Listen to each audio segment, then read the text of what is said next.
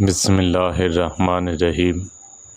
حضرت بردہ رضی اللہ تعالیٰ عنہ بیان کرتے ہیں، رسول اللہ صلی اللہ علیہ وسلم نے فرمایا، جس شخص نے نماز عصر ترک کر دی اس کا عمل ضائع ہو گیا۔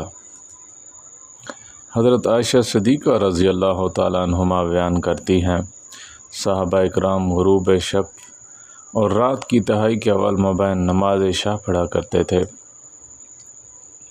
حضرت ابو ہریرہ رضی اللہ تعالیٰ عنہ بیان فرماتے ہیں، رسول اللہ صلی اللہ علیہ وسلم نے فرمایا، جس شخص نے طلوع آفتاب سے پہلے نماز فجر کی 1 رکعت پا لی تو اس نے فجر پا لی، اور جس نے غروب آفتاب سے پہلے نماز عصر کی 1 رکعت پا لی تو اس نے نماز عصر پا لی۔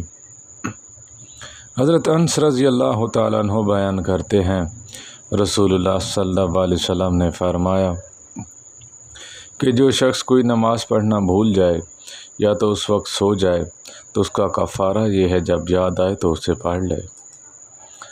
حضرت علی رضی اللہ تعالیٰ عنہ بیان کرتے ہیں، نبی کریم صلی اللہ علیہ وسلم نے فرمایا، علی 3 چیزوں میں تاخیر نہ کرنا، 1 نماز جب اس کا وقت آ جائے، جنازہ جب تیار ہو جائے، اور بیوہ مطلقہ اور کنواری خاتون کے نکاح میں جب تمہیں اس کا کوئی کفو مل جائے۔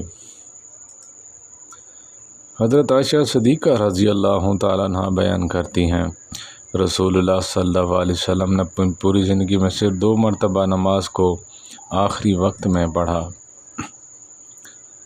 حضرت ابو ایوب رضی اللہ تعالیٰ بیان کرتے ہیں، رسول اللہ صلی اللہ علیہ وسلم نے فرمایا، میری امت ہمیشہ خیر و بھلائی پر رہے گی، یا فرمایا فطرت پر رہے گی، جب تک وہ ستارے ظاہر ہونے سے پہلے نماز مغرب پڑھتی رہے گی۔